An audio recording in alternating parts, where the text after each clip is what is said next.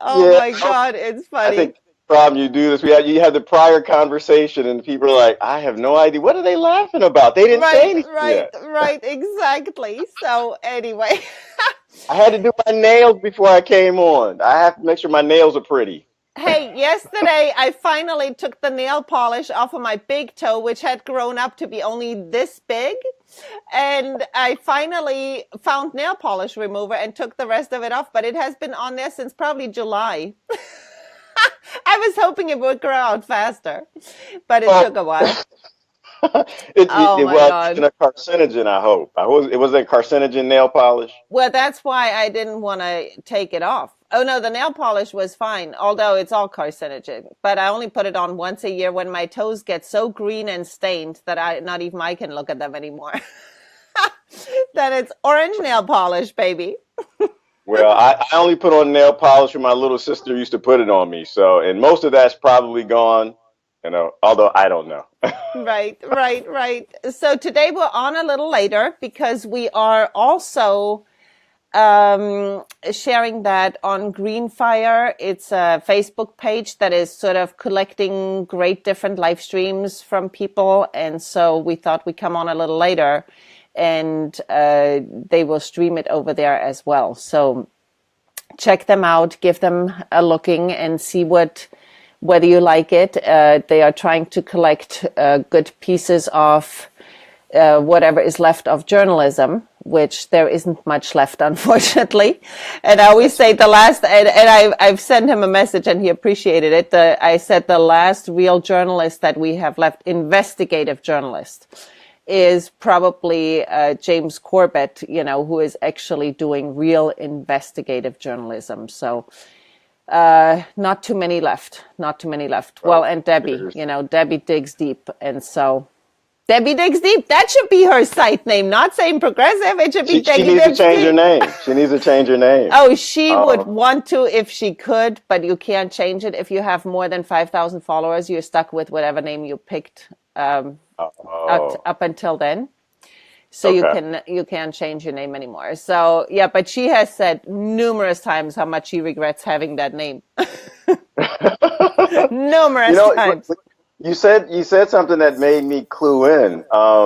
So love is everything, right? And you just Yep. mentioned the problems with journalism, and while we have all of these ideas on the legislative problems and the systematic problems and the things that actually destroy independent journalism, but love is probably the reason why it's failing. It's failed, right? I mean, the whole point is journalists, most of them that I know of, the ones that I know, they didn't do it for money. They didn't Right. want to tell the truth for money. There's no big money in journal. There's no big journalism that I know of. It was because they Exactly. had love. And the Yeah. people I know who walked away from it, they walked away because of love. I've got a good friend who used to be a journalist, and she said that she walked away because they got to a place where the news cycle was going so fast, there was Yeah. no time to do fact checking. And Right. so she wanted to walk away from it because she felt that it no longer was going to be effective and people wouldn't trust it, which is actually what finally happened Right. because they don't check any facts. They've got to get it out so fast. And that takes that component of you're doing it because you want to get a message out, because you love people, you love your country or your township or your community or whatever. And Right. so I think there's a big lack of love everywhere. But I think you just pointed out it's a lack of love in journalism. And so the few that you have now, they're running around the world on very low budgets for very small companies. And I think right now we have something like 200 journalists in prison all over the world because they do work for these small companies. They Yeah. don't have a lot of money, and they're Right. in these dangerous war zones telling the truth because they have that love. Right. Right. Yeah, you will not find an Eva Bartlett or a Vanessa Beeley on the mainstream news. And they are the ones who are actually in Syria, that are actually on the ground, that actually speak the language, that can actually tell us what is truly going on.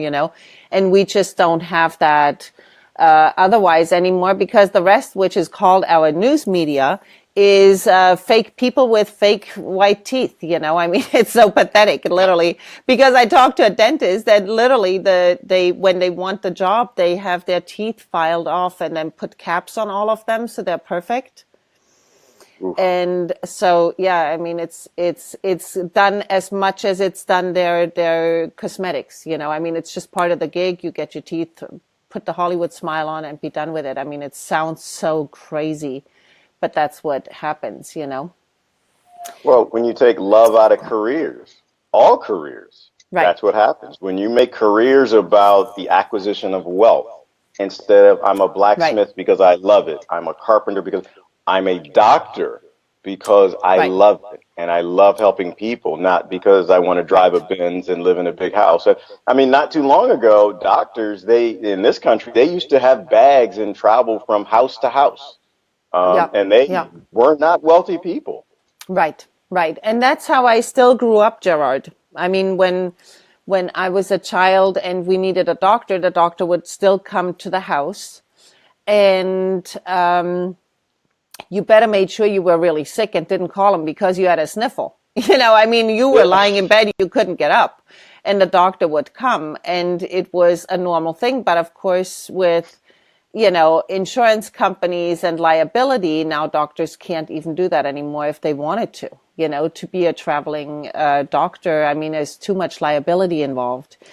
But yeah, you're absolutely right. I mean, and the thing is, if you love what you do, if you really enjoy the journey, sort of, you don't care whether you have money or not, because you love every day what you do, you know? Right. You want enough money to have food, but I mean, people who love what they do, it's not, I mean, I never think about, well, can I ever make money with this? You know, and how can I make money with this? I would never think of it, you know, because it's not my thing. And the thing I want to start, which is sort of a retreat center here on the property, it'll be very different because after I pay the teachers, which I'm going to have great teachers, and it's all in the works. I don't even know whether I told you about that yet.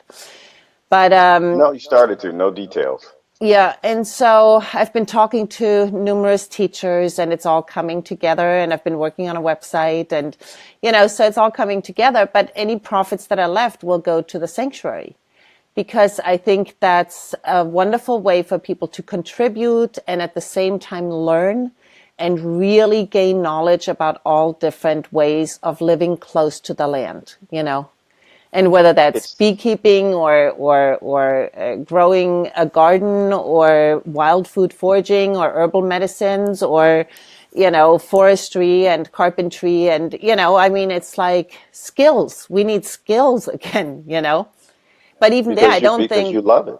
I love it. I love it. And I would only have teachers that would also love it. Because if they teach to make money, it's like, get the hell off my land. What are you doing here? And of course I want to pay them because they have skills that need to be compensated for their time and their knowledge. But it's about, let's all live close to the land again. And how can we accomplish it? How can we even get to the knowledge point where people can start implementing it, And that's really what it comes down to, love for each other and love for the land, which go hand in hand for me. And I'm just thinking through what you're saying. And so really what's come between us and love of life, which are the things that we do on a daily basis, really is this concept of job and money. Right. Right. So that's what actually is getting in the way. You go to the extent that you do because you love what you do, and the excess you give away. Right. Because you don't need any excess. And I found that, and unfortunately it took me 40 some years to figure this out, but for me anyway, that when I'm doing something I love, I can't wait to get up in the morning. I can't wait to get up and drink my coffee and water my plants and start work because I'm doing something that I love. And any excess I give away. Right. Someone came and knocked on my door not too long ago, and he said, someone was out there stealing your plants. I said, oh yeah, they're stealing my plants. What's going on? And they said, yeah, well, I said, what were they stealing? I said, well, he was over there. He was looking at the basil. He was stealing the basil. And I was kind of laughing to myself. And I'm just sitting here thinking, if someone is so down on their luck that they have to steal 2 basil plants from me, they should Right. take 4. If you're Right. so down on your luck, you got to steal 4 basil plants, you should take 8. You Right. know, like this is how we used to be. We would, as long as we Right. had a home, we had food, we had water, our family was secure, our excess we tend to give away. We might Right. store a little bit for bad times, but we were never these Right. great mongers, hoarding mongers of all of this Right. stuff. Right. And I Right. think there's a litmus test that you just identified. When you love something, you'll do it effectively. You can't wait to do it, but your excess you tend to give away if other people need it. Right. Right. Yeah. And I mean, that's what's in Vermont here where I live. We have I want to call it an organization, but it's just a group that basically farmers that have too much, that have too much, that it's going to go bad if it's not used. And it's just when harvest season comes in, everything is plentiful. And, you have to lock your car so people don't put zucchinis in it and stuff like that. Because everybody has too many. It's like, oh, an open car. Let me put a few zucchini in. It's nuts. But it's really so wonderful because they basically take that surplus and you can also grow an extra row for them. So grow an extra row is sort of their motto. And then they will distribute it with people in the food bank, that don't have a lot of access to fresh stuff. So it's wonderful, and if you have more, why not give it away? If people would just understand the joy in giving, if we could reignite the love of giving, the joy in that what you get back from that, and people see it in videos, they see a touching video and everybody is touched to tears. And you can have that same feeling by actually doing those things, by actually doing something really kind. And that's what we need to reignite. There's so much more joy in giving it than in getting more, like, give me more. It's like, where's the joy in that? I don't even understand, Yeah. So we need to really reignite that. Yeah, it's interesting that you say it. And so we do. We like to look at those videos of giving. I think the one most recently that brought me to tears. I tears all the time, Claudia. I'm a tear guy. I'm okay with tears. I'm not one of these big tough guys. I'm a big tough guy, but tears I'm okay with. Right. It was the one where it was Christmas time and the police officers drive around and they look for people with bad cars that aren't doing so well, and they'll pull them over, and instead of giving them a ticket, they'll give them this cash, this check, this love check that Right. I don't know if the officers put it together or people put it together, and then, you can see people who are kind of down on their luck and their cars, kind of falling apart, and you can tell that they've kind of had a rough go at life, and they just break down in tears. And it just, it melts you. Yeah. It totally melts you. And but we got to get past watching others feel it and feeling good about our society and others giving, and we have to give. Because when we love what we do, we'll give it away if anyone needs it because we love doing it. But then there's also loving people enough to give it to them. Right? Loving those others and loving our society enough to make the change, to do that. And I think for a lot of people, I think the modern qualification probably, because most people have 9-to-5 jobs that they have to, that they work.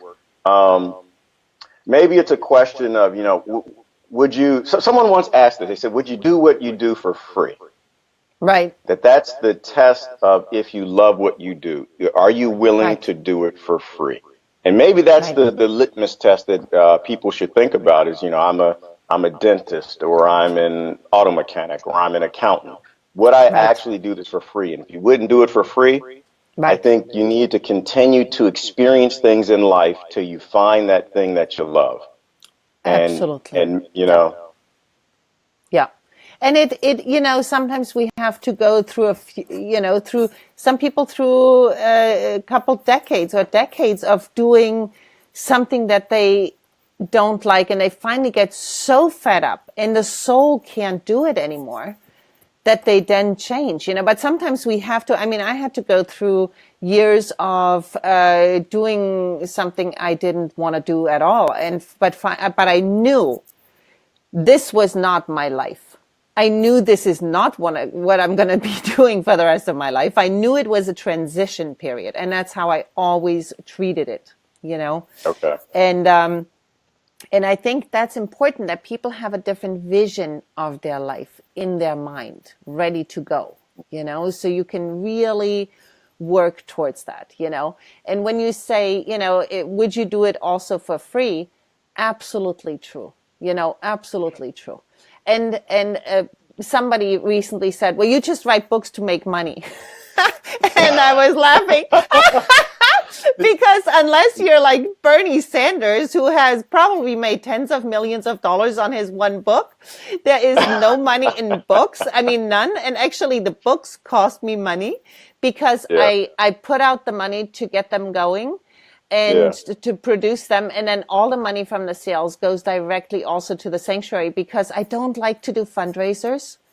I've been involved with another nonprofit, and I really hate doing fundraisers. So I'd rather think of creative ways to make the sanctuary money, so the animals will be fed, and instead of doing fundraisers. And I think those are great creative ways where I can give somebody something for them basically contributing, and I think it's a beautiful exchange in a way, it's a different way of like, conducting business, so to speak, You know what I'm queuing in on what you just said is, so the opposite of love.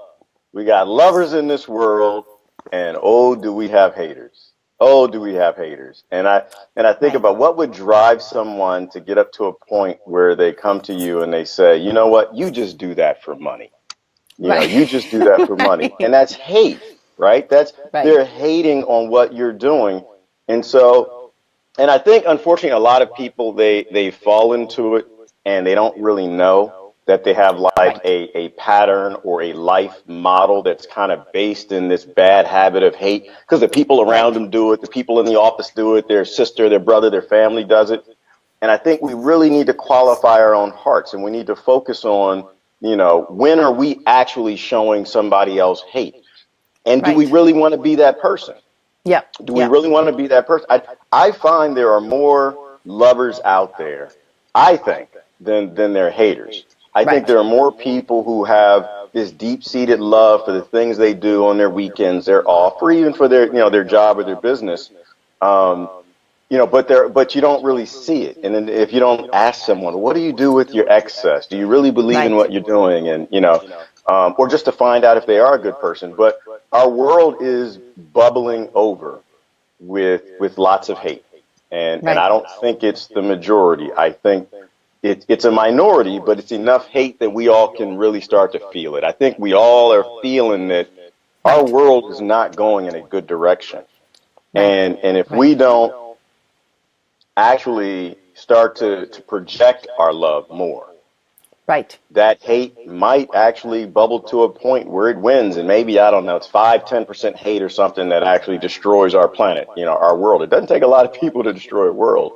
But I think we have to show that love more. We have to project that love. Like, there was a great book I read a long time ago. It was by Ken Sande. It was called The Peacemaker. And this comes from my religious background as a Christian. But the point is that in our belief, our faith, you're not supposed to sit back and keep the peace, but you are actually supposed to go out and make peace with people who have a problem with you. And it was a really great book. But it really started to walk in an understanding of one of my favorites is George Carlin. And George, he likes to say, he said, Christianity, that's a good idea. When are you ever going to do it? When are you ever going to start? And I love it. But we're all attached to these groups, whether it's Muslim or Jewish religion, all these different religions, or just people who have love as an atheist. That, who understand nature and Gaia, we have these things internal, but we really need to start projecting them more, because that's what heals hate, is love. Right, right. Well, it's like my friend Jack, back when I lived in DC, and my life was just in shambles in every way possible. I mean, nothing was good. And I would bombard my brain with self-help books and spiritual books, and I mean, I have not anymore, but I had the entire self-help section of Barnes and Noble at home, and the whole spiritual section, and the whole religious section. I mean, I had the whole thing going on, but I felt like I needed to refeed my brain with something good because I was so down. And but I had everything going on. And he would say, okay, so you're buying another book, another self-help book, another spiritual book. When are you going to live all that shit? That's what he would say. And I go, what are you talking about? I'm living it every day. And he would go, well, when are you going to live it? And the interesting thing about Jack was, which I didn't even know for probably, months, is that he would 3 times a week in the morning, he would get up at 4:30. He would go to the grocery store and he would buy stuff for, let's say, $100, and he would bring it to the church kitchen because those days they were feeding the homeless, and he would buy their lunch. And he never talked about it. He never broadcasted it. He never lost a word about it. His ex-wife had started it. She went twice, and then she was sick of getting up at 4:30 in the morning. And he said, well, so I continued it. And I said, how long have you been doing that? And he said, well, I don't know, a few years, 5, 6 years or so. 3 times a week, every week, And he was living the books I was reading, and I didn't know it. I thought I'm so great, I thought I was so spiritual, but he was putting the action behind the words. And that's what is required. That's what's required from all of us. Is actually going out and taking that action. And I guess, in the way I look at it is, but you were taking it in. You got to take it in. You have to understand it. Right. And, there is that philosophical learning side, but then we can't forget to practice it. Mm-hmm. We can't, because that's when people actually see it and they actually know who you are. And that's when kids see it. Right. Which is the next side of it. It's not just trying to bring more love back in our society, more kindness, more of a gift-giving society, a gifting society. Right. But it's also making sure that the kids pick up on that. And they look up to you and say, you know what? That's what being an adult is. Right. Being an adult isn't yelling and screaming and doing angry memes on the internet, some which might be kind of funny. But, but that's not being an adult. When I think back, I think about my parents, and, they helped everyone they could for the most part. They were mature, and I don't ever recall them fighting angrily with anyone and showing hatred. There was always limits. Like even, I think about in terms of a marriage or relationships, there's always borders, right? There's certain lines you don't cross. And it seems that adults used to have that ability, that they had enough love in them that they could have a disagreement with someone and not go for the jugular. Right. And what I'm seeing, which does scare me a little bit, is I'm seeing grown adult people going for the jugular anytime they can. There's this culture that seems to be bubbling up. And I see it being manifested in the young people too, where there's no holds barred. If I'm disagreeing with you and you're right, I can't be wrong. I have to say something and make it personal and really hurt you and really cut you. Right. And that's not a sign of maturity. It's a sign of immaturity. And it's definitely a sign of certainly immature love. We have to love people enough to be wrong. We have to love people enough to have limits, get in a disagreement without really, really hurting them. Being wrong just means you have wrong data. It doesn't mean that there's anything wrong with you. It just means you have some wrong data. Get the right data, move on, Right. But I see it manifesting in kids, and that's what scares me, is I think these 25, these 15, all those ages, and even into their 30s, they're watching the older generation Right. act like plain fools and display almost no love in their daily activity. Yeah. Yeah. And you know how much I love to cuss. Everybody I think who knows me knows how much I You love to cuss, cuss. Claudia? I've never heard that before. Are you sure? Every once in a while one slips by. But But that's love behind it, though. yeah, but you know what? Also, I completely understand how words can hurt. I'm fully aware of that. And when I have in a relationship, if I have an argument, you will not hear me use any of those words, not even ever, you know, because I know the pain of being called a name. And it's like you just don't cross that border, you just don't, you know. And it's more directed towards big pharma and Monsanto and the corporation and corporate America and our government. That's when I fly off the handle. But one-on-one, I do not do that because I feel there should be enough respect for the other person to not do that, to not call them names and to not do that kind of thing. And if one would slip out, it wouldn't be the end of the world, but we have to be aware that it's painful for the other person. It's just like a slap in the face, it's the same thing. Well, and that's what the word relationship, defined when we really look at it. Having a relationship, it means that you have some sort of relation between each other where you do have those borders and those understanding and those boundaries. And Right. and no one's the same. We're all different. We all respond to stimulus differently. Some of us, when we get upset, it's got to come out right now. Others, it has to come out down the road. But you know that. And you know Right. that in having that relationship, in that marriage or friendship or whatever, you know that person is someone that have to blow up. Let them blow up. After a few minutes, they come down. Then we have a Right. pleasant conversation. We fix the problem because, there's different types. Everyone deals with something, these things in a different way.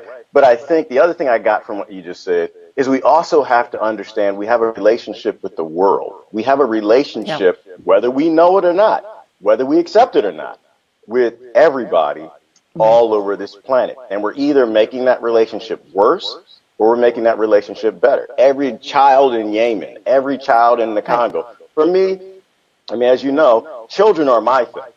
I don't care to talk about what's going on with adults. I don't. Right. I love Right. adults to death, but I don't really care what's going on with adults if kids are in harm's way. When no kids in this world are in harm's way, then I'm interested in listening to an adult talk about their problems. But until then, we have to make sure the kids are safe. And so the way I view it is we do have a relationship with every child in these starving countries, in these countries. Well, I don't want to say starving. I'm going to say countries that are being starved. Exactly. We have to have more love that we force conversations with the people we call leaders, our politicians, the people we say, oh, they love God, they're Christians and all that. Like I said, George Carlin said, Christianity is a great thing. When are you ever going to practice it? Right. If you have that love in your heart and you know that, the basis foundation of humanity is making sure the next generation, the kids are going to be okay, then that has to be, to me, the priority with love and the relationship we need to have. Claudia, you know what? I almost had tears yesterday, too. I don't know her name, and this is new, and I don't know why y'all didn't tell me this. She's a little girl in Palestine, and she has a Facebook page, and she always posts videos, and it was scary to see. And I'm going to say she's probably 10 years old, somewhere in there, Jana or something like that. And I almost got a few tears in my eyes to hear a child around the age of 10 to explain to me what it sounds like when an adult in her town fires an assault rifle with rubber bullets or real bullets. And it knocked off my whole morning, Claudia. It knocked off my whole morning. I have a relationship with every child to the degree that when I hear their pain and I feel their pain and there's a situation that should not exist, it bothers me. We can't have children explaining to adults on the other side of the world what it's like to have other adults come into their cities or their towns with assault rifles and know the sound of the rifle. And so I think we have to really focus on the fact that we all exist together. And if we Yeah. don't have a relationship, and we have a relationship with everybody, even the bad people, Right. and we're either making the bad people worse, we're egging it on, or we're actually loving it out. And the only thing that cures hate is love. And people seem to forget that all the time. And they want to keep fighting hate with hate and fighting hate. And they don't realize it just grows and grows and grows. And that's why we have this big monster in the world, because we have so many people who forgot the fact that the only way you cure hate is with love. And that's every example we've ever had. Right. You never can bomb you can't bomb hate. You can't shoot hate. You can't get rid of hate, because someone else loves the person that you hated, and eventually they're going to come back and they're going to be in power, and it's going to continue on. It's going to manifest itself. I'm sorry, that was a long, but you sit me down there. It's I was like, absolutely, yes, it's absolutely true. relationship. Yeah. And, I said that the other day on one of my more enlightened live streams where I wasn't screaming at Big Pharma. I said pretty much just that, and it's like an energy that we put out, because, and we need to put that out to the people we dislike the most. We need to go, peace to you, peace to all of us, peace to all of us. Like we have to have this mantra in our head that I love you too. I might not like your actions, but I love you too, and the energy we put out is really what is being received. We don't even need to use words, because when I was an angry vegan back in DC, and somebody would have dare eat a cheese sandwich in my presence, hell was to pay. I mean, you have never seen anything like it, because I would be like, I cannot, and they will get the whole rundown on why they are just the most miserable human being I've ever come across in my life, And guess how many hearts I've changed with that one and turned into vegan? Right about 0, And instead, if I cook a great meal and I live stream it and people go like, oh my God, I want to try that, if it looks delicious, and if I put my love into it, then, I can change more people doing that than I can change them by giving them the lecture why they are such a bad human being again, by eating a cheese sandwich. And so, I mean, you know what? I wouldn't finish that cheeseburger. I seen you mad. When you're mad, oh no, I put the cheeseburger down. I put my head down. Hell has no fury. I thought I sneak out the restaurant. Right. Yeah, no. I mean, I would walk in the room and go, who ate cheese in here? I could smell it. And I was like a nut job, But yeah, we need to put out a different, Gerard. Oops, are you back? Here we go. You were on hold for a second. But yeah, it's just, it's all about energy. It's all about what energy we put out in the world. And we really, and I have more so than most people, I have a very fiery energy. And so I feel working on a gentler energy. I'm really for myself. And what helps me tremendously is really meditation, because it just levels you out, So for me, meditation is really, really helpful to sort of, not live in this super fiery energy that I really can get into, and you can feel it, because when you're in this fiery energy, you're literally, your cheeks turn red, your whole body starts sweating. I mean, you're on fire, literally, Yeah. And so. Yeah. I was just watching the thread, and Ren said balance, and balance is everything. Right. But the thing that what I love, though, is when I see passionate people like that, though, I never lose sight of the fact that it's love that's behind that. Right. It's love. It's just how we channel it. And I personally, I've been trying to do a lot more meditation. I've been watching my gurus, and because there's you have that passion, you have that love, but we have to make sure we try to implement it in a wise way that brings change. Right. Yeah. And sometimes you gotta have the people who raise their voice, because sometimes that's what gets our attention. Right. That's where we see that passion. And then, but an implementation into action that brings about change. So in fact, I posted something this morning we were talking about. I saw yesterday there was the and I forgot the name. There was the doctor for the Olympic sports medicine, who was he was abusing the girls that were coming to him. And I Oh, guess they were in a Jesus. court hearing yesterday, and the father, I think he was one of the fathers. You know, he said, Judge, I need 5 minutes with that monster. Will you give me that? The judge Right, said, right, can't do that, sir. So, okay, Judge, well, can you give me 1 minute with the monster? And right. you know, this was a big guy.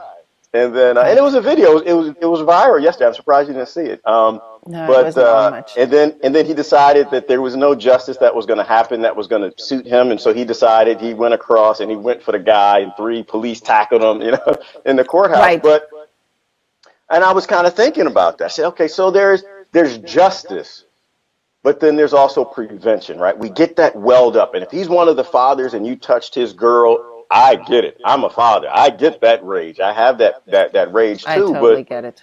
we have to prevent it. Like, we have to use that balance and that wisdom to step back, take that love, apply it in a way of prevention. And so, you know, and this gets back to your big pharma, your favorite big pharma, which is, well, why do we have such a problem with doctors? Why in the world, you know, are they doing things perhaps they shouldn't be doing? Well, maybe because kids shouldn't be alone with strangers. You know, they're a doctor, they have a lab coat, but we have this over trust in a lab Yep. coat. If you have a lab coat, we'll give our babies to you and we'll walk away. We trust you Right. 10 times, you know, and this was, you know, what Big Pharma did in terms of building up this trust in parents to trust the Yep. medications they were giving the kids.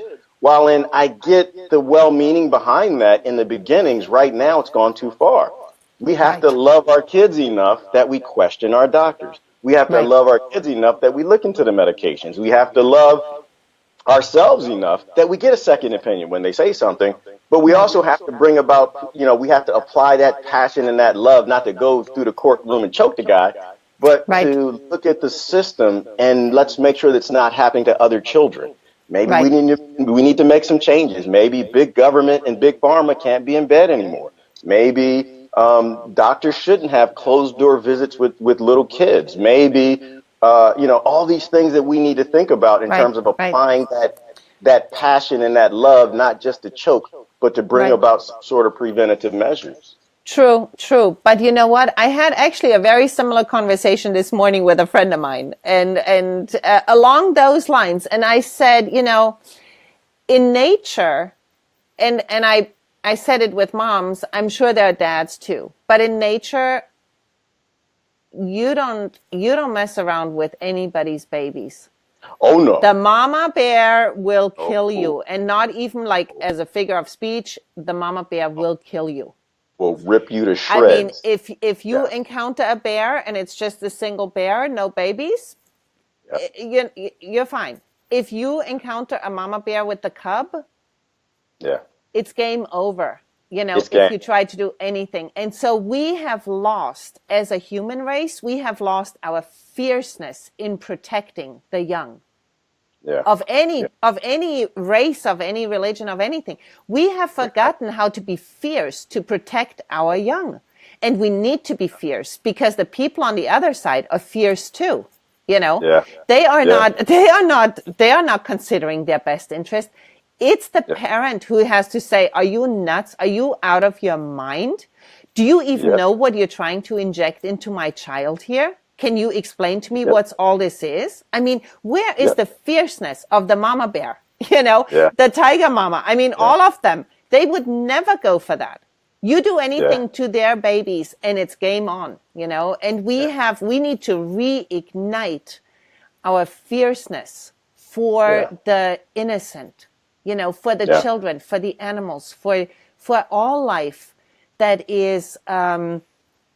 isn't able to fight for themselves, you know, and there are plenty. And we have that responsibility to stand up for them. We have the responsibility, you know. Well, there's a time and a place for everything. Yeah. You know, and that father in the courtroom, he shouldn't have asked the judge. You know, when you ask the judge, the police officers, they got close to him because they thought he might do something.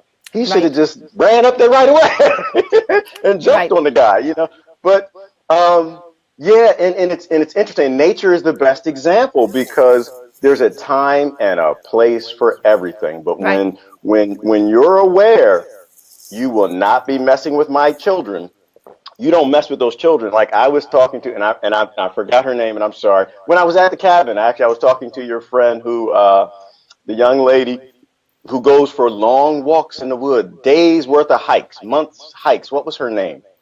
I forgot her name, but she was explaining to me what would happen when she's out in the Midwest and they encounter bears. You know, and she's by herself, just walking out on these long pathways, and she encounters bears. And she says, well, you know, the male bear, he'll beat you up, cut you up, chew you up, slap you around, throw you under a bush. Maybe he'll come back to eat you later, you know.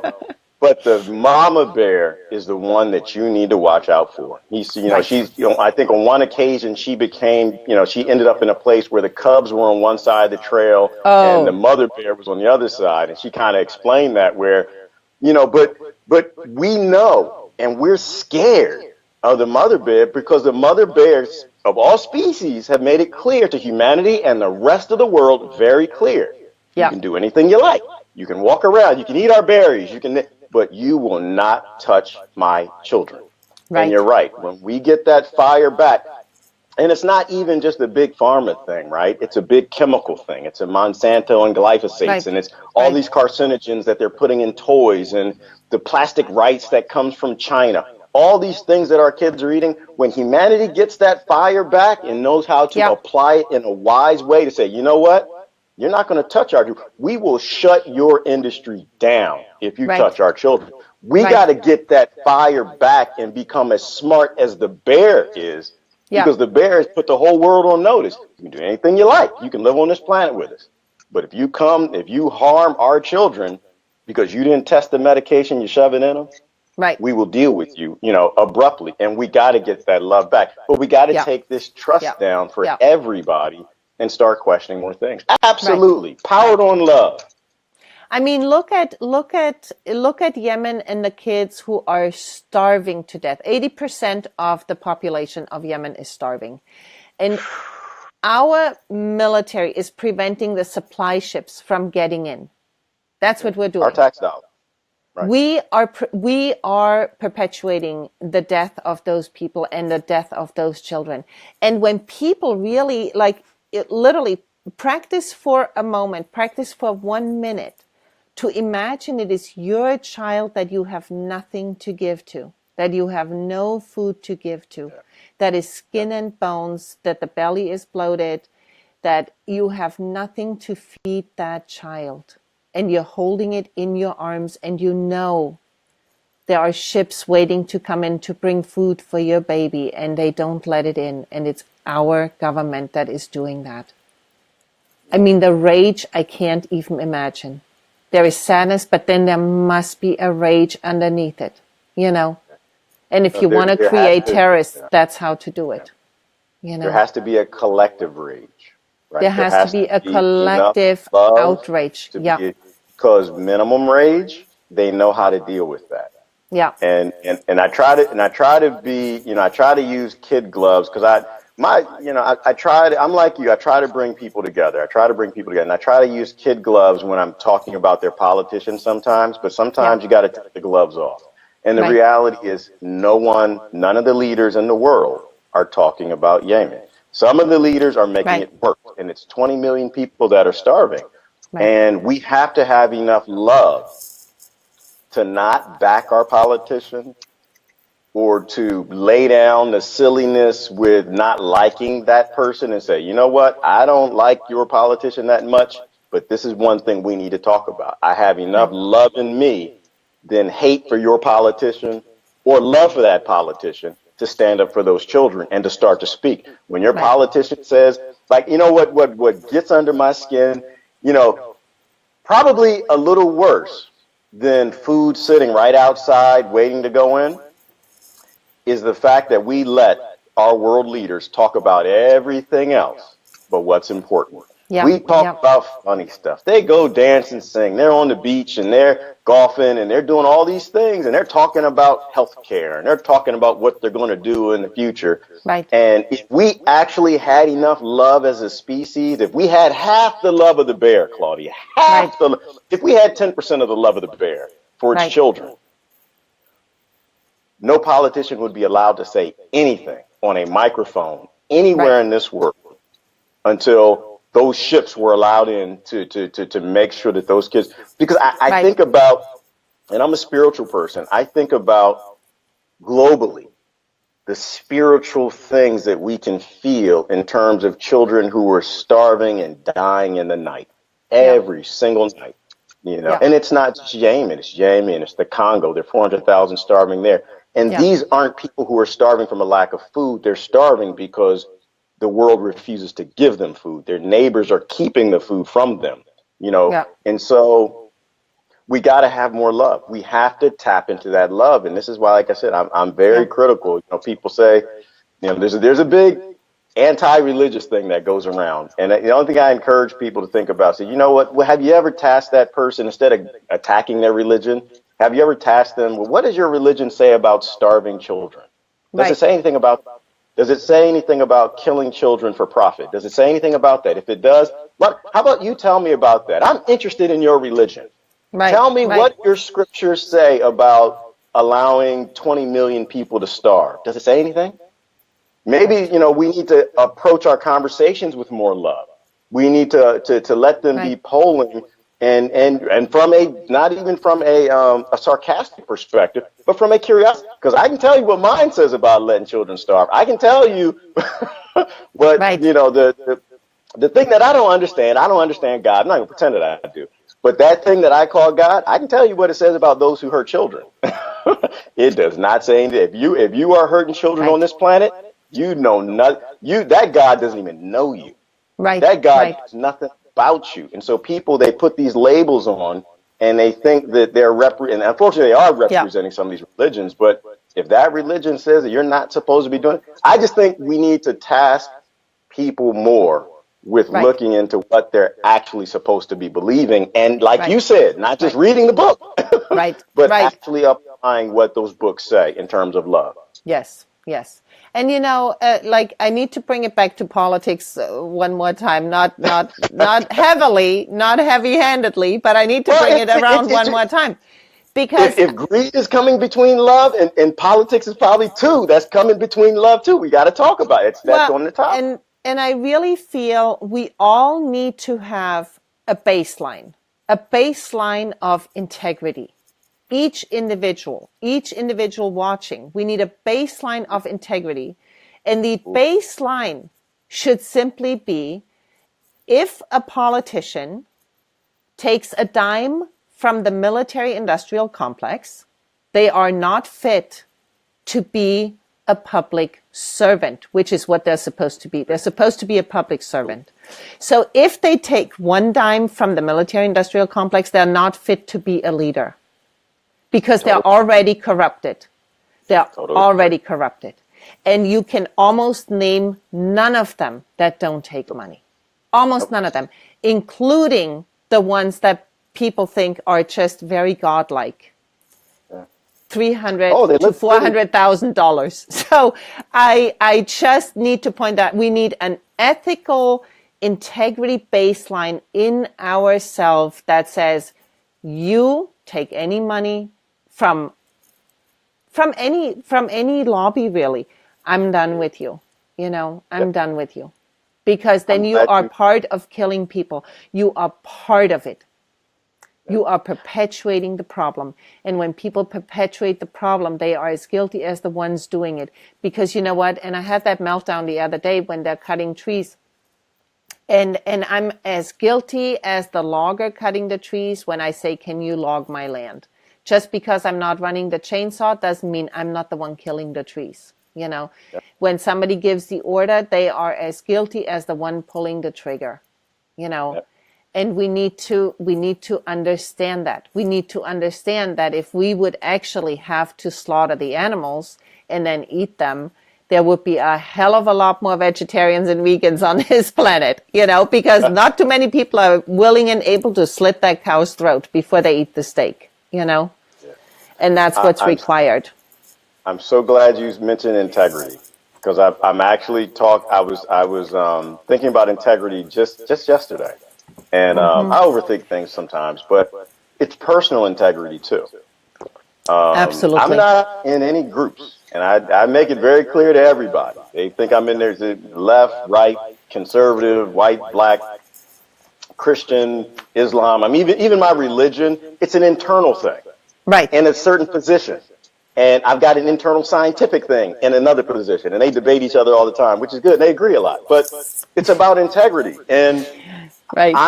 I'm fearful that if I affiliate myself with your group and you were doing these horrible things, then my neighbors shouldn't have integrity in me because I'm in your group. Right. And this is the other piece of it. It's integrity in the politicians and the people who lead our worlds. And it's not just them. It's also, it's the UN, and it's the people who are supposed to be taking food. It's, UNICEF. It's all these organizations that are supposed to be doing things that they're not doing. It's a personal integrity thing. I am not going to affiliate myself with you if you're killing children. And this is my litmus test for every group, because this is the base thing that I'm supposed to stand on. Yeah. It says, well, come join our group. We're going to have a meeting. We're going to have a march, a protest. We're going to whatever. And I know if I go, I'm going to be affiliated with you. And if you feel that this is okay, I can't do that. Not from the scientific side in me that says, Mama Bear, Papa Bear, we got to protect our kids. But even the religious side of me, that my God doesn't like people who murder children, or who help or are complicit in starving, murdering children. So I think it's a personal integrity thing that we got to think about too, because if these groups start having their memberships fall down, the groups go away. Yeah. The groups look at the numbers and they say, whoa, what's happening? Why are so many people leaving our political party or our group or our religion? Oh, man, maybe we shouldn't let the priest sleep with the kids at the altar. Maybe we shouldn't, what are they talking about? Why are they leaving? Oh, because we're not doing anything about Yemen. We're not doing anything about starvation.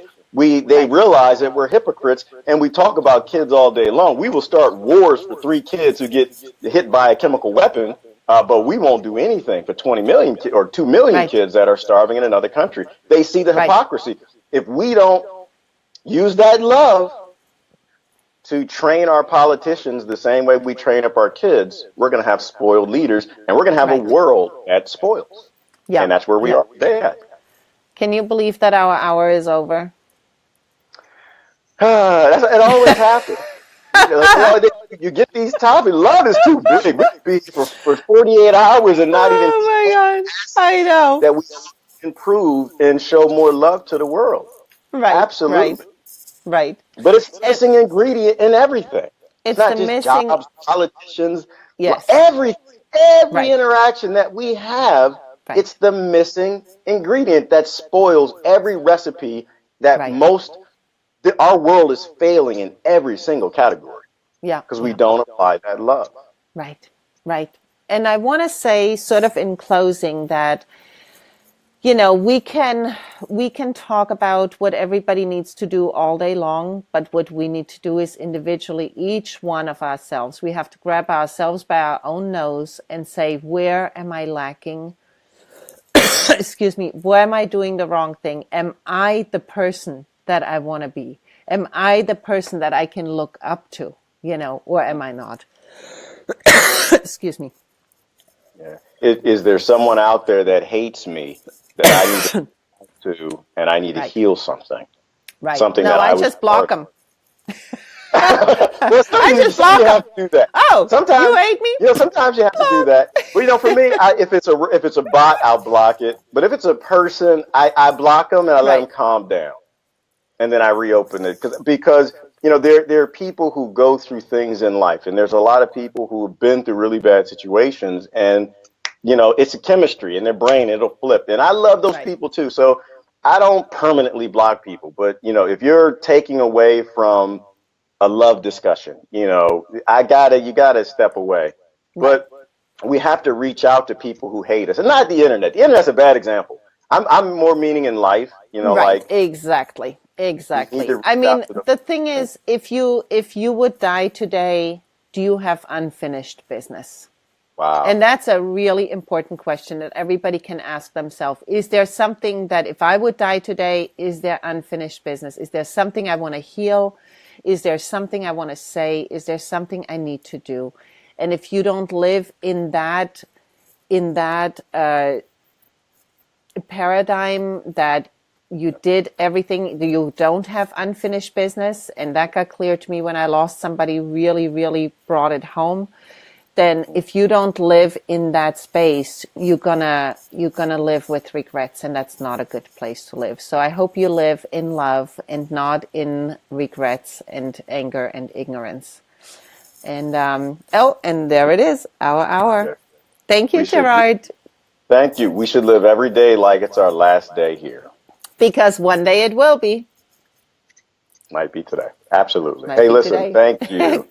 Good to It was have you fun. again. And thanks everybody for watching. And we'll see you again very soon. You guys have a good day. Bye bye. Bye. Bye bye.